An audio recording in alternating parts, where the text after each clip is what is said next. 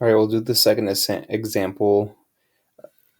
Okay, we have side RU, which corresponds with side WZ. So we're going to take 28 over 4 is proportional to side RS, which corresponds to side WX.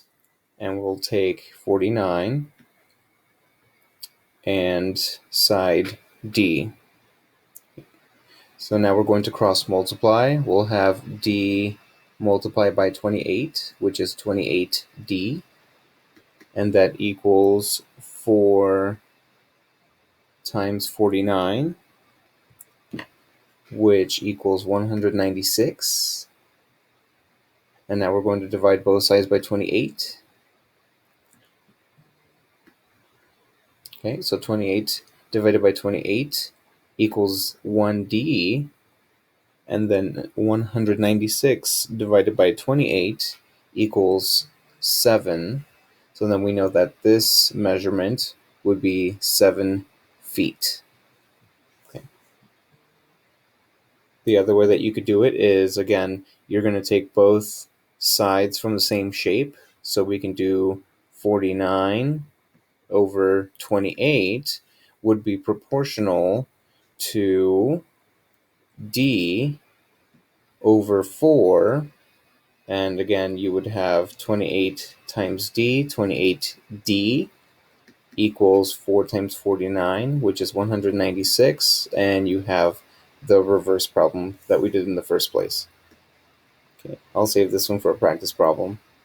Okay, now for this one, we have a rectangular blue tile has a length of 4 and 25 hundredths inches and a width of 6 and 75 hundredths inches. A similar red tile has a length of 12 and 75 hundredths inches. What is the width of the red tile? So for this one, you have to take your time to draw this out. So we'll draw the blue tile, all right, with a length of 4 and 25 hundredths, and then we have a width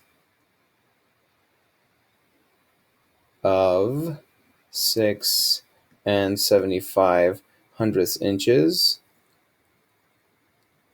Okay, and we know the opposite sides have the same measurement, and that is going to be proportional to, let me actually erase this, that would not be accurate.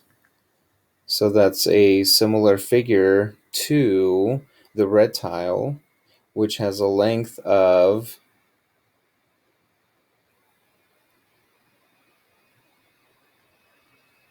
12 and 75 hundredths inches, and we're trying to figure out the width. And let's just say the width is X.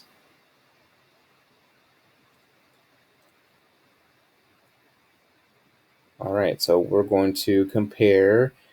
We're going to take 12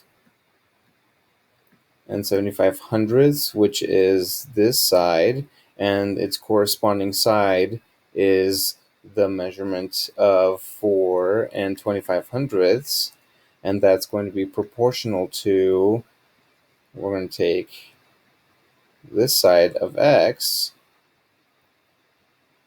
and taking this measurement of 6 and 75 hundredths. So we're going to multiply 6 and 75 hundredths multiplied by 12 and 75 hundredths, which I'm going to use my handy dandy calculator, and you may use that as well.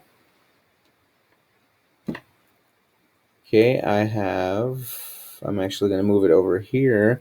We have 86.0625, and that equals, I'm going to multiply 4 and 25 hundredths times x, which is 4 and 25 hundredths x. Now divide both sides by 4 and 25 hundredths. 4 and 25 hundredths.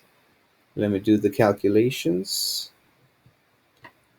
Okay, so x, so this is 1, so 1x equals